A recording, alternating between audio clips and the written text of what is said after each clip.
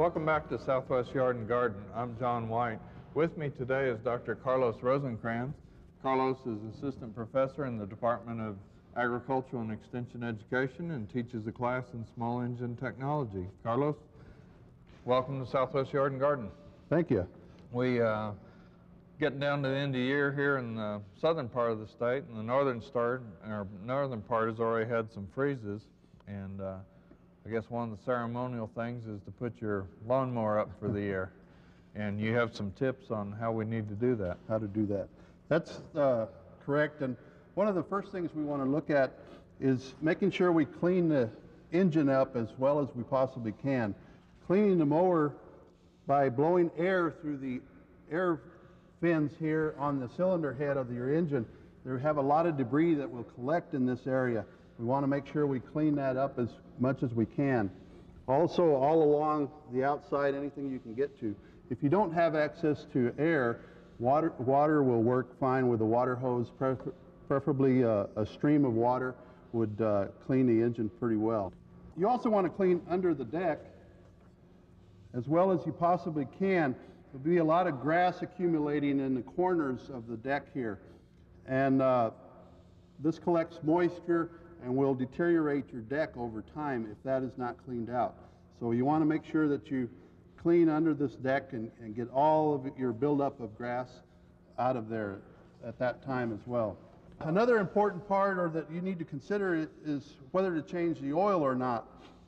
I believe that you should do that in the spring versus in the fall, simply because of the condensation that can occur during the winter months while it's stored. I get a lot of water in the... Exactly.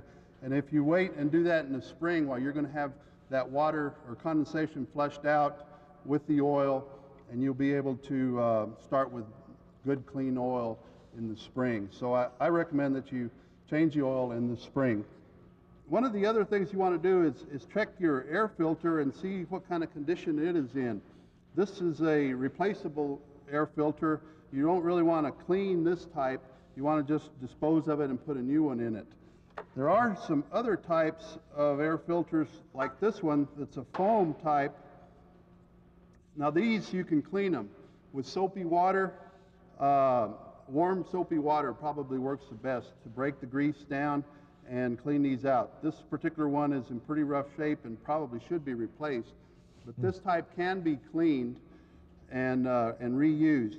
You want to put a light film of oil on these. Once you've cleaned them very well, you can get oil on some engine oil on your hands and squish it in there and work it around. That oil will help catch the dust particles as they come through the filter.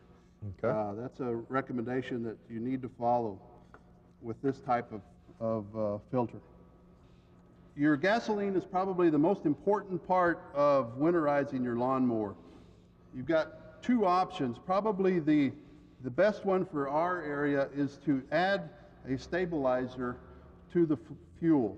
The stabilizer will keep the fuel from varnishing and clogging up the passageways in your carburetor. That way you don't have to drain the system. You can just simply add the stabilizer at the recommended rate, and you need to run the mower at that point so that it works into the carburetor as well. So you're protected all the way through. The other technique is to go ahead and drain the fuel tank out. This particular mower, this fuel line could be removed and drain the system out. And then you want to make sure that you start the mower and run the fuel out of your carburetor as well, so that you don't have any fuel left in your carburetor. The other thing we want to do is lubricate the internal parts of the engine if we possibly can. One way to do that is by a term called fogging the engine.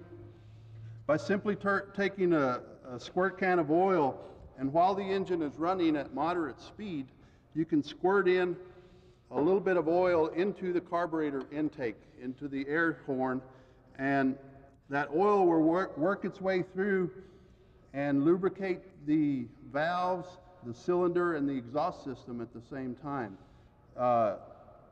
More than likely your mower will stop at that point because of the oil in it, and that's fine.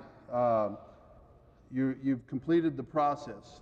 We also need to look at the condition of our blade, and this might be a good time to remove the blade, especially if it has nicks in it from rocks or anything else that you've hit while mowing the yard. You want to go ahead and remove this blade. The biggest concern is that the blade is balanced. When you're sharpening the blade, this one's in pretty good shape, but you need to clean it off first of all, and then set it on something that will balance it. This happens to be a little balancer here that can be purchased very inexpensive, that will actually show you what the balance is. An alternative to this would be a hacksaw blade that I've got mounted in this vise, and we simply just take and set the blade on the center hole and see how the balance is on that blade. In this particular case, it's a little bit heavier on this side, so we would want to take off a little bit more on this side till it gets to the point where it is balanced. That will keep our mower running straight. Carlos, what about the spark plug? John, I recommend that we replace it in the spring. That way you'll start out with a fresh plug at the beginning of the year, and you need to gap the plug according to your operator's manual to make sure that the gap is set right. It's very critical that the spark plug be gapped correctly for the timing of the engine. Okay. Carlos, thank you very much for giving us those tips on keeping our mowers going, and this applies whether we're have a two-stroke or a four-stroke engine, so we want to keep the engines in good shape so that they last longer and do a good job in the spring. So again, thank you very much. You're welcome. My pleasure.